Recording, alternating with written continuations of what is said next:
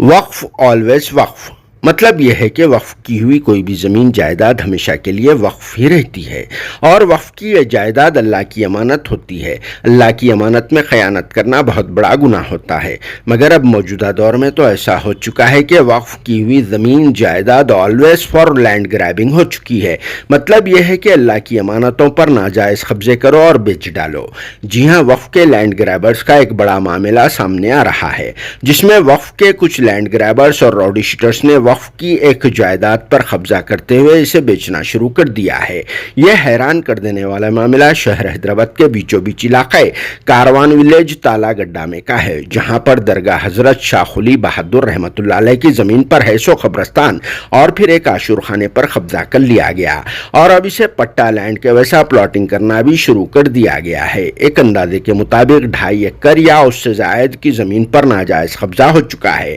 और फिर वक्फ land grabbers के अलावा राउडी शीटर्स मासूम लोगों को अपने झांसे में लेकर वक्फ की इस जमीन को सेल करना भी शुरू कर चुके हैं और अब तक तो वक्फ की इस जमीन के कुछ हिस्से को बेच दिया गया और कुछ हिस्से की जमीन पर प्लॉटिंग का काम अभी जारी है, जहां ब्लू शीट्स लगाकर वक्फ की इस जमीन की आखिरी रसूमात को अंजाम दिया जा रहा है। हालांकि वक्फ गज़ट में तो इस जमीन को बिल्कुलिया तौर पर साफ मेंशन कर दिया गया है कि यह जायदाद वक्फ की होती है, जहां पर ग्रेवयार्ड के अलावा आशुर खाना असरार शरीफ मौजूद है, मगर वक्फ के लैंड ग्रैबर्स और फिर राउडी शीटर्स ने तो इसे ढांप दिया और अब तक ये भी मामला मार्केट में मंजर आम पर नहीं आया, जो एक ही दम फ्रेश लग रहा है। और ये मामला वक्फ प्रॉपर्टीज की हिफाजत करने वाले कांग्रेस पार्टी के सरगर्म कायद व वक्फ प्रोटेक्शन सेल के इंचार्ज के अलावा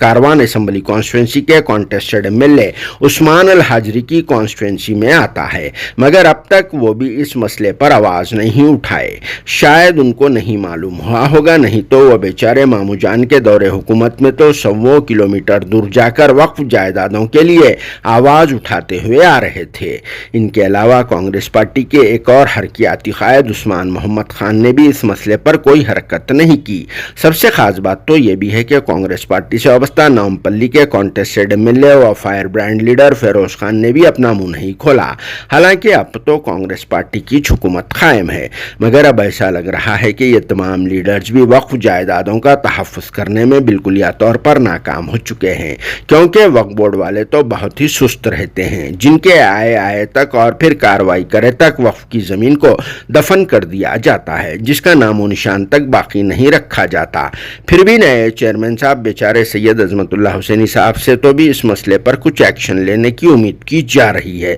मगर शर्त यह है कि यह खबर इनके कानों तक जाना ज़रूरी है और अगर पुलिस वाले हरकत में आ गए तो समझो कि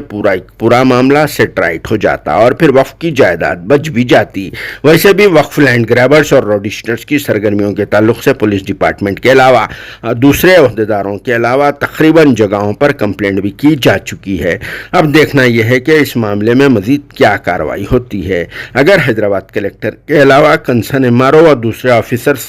तक ये बात पहुंच गई तो समझो कि वक्फ के लैंड ग्रैबर्स और फिर राउडी शीटर्स की आखिरी रसूमात हो जाएगी, जिस पर आप सबका क्या कहना है कमेंट बॉक्स में ज़रूर जवाब देना और साथ में पार्ट 2 का भी इंतज़ार कर लेना।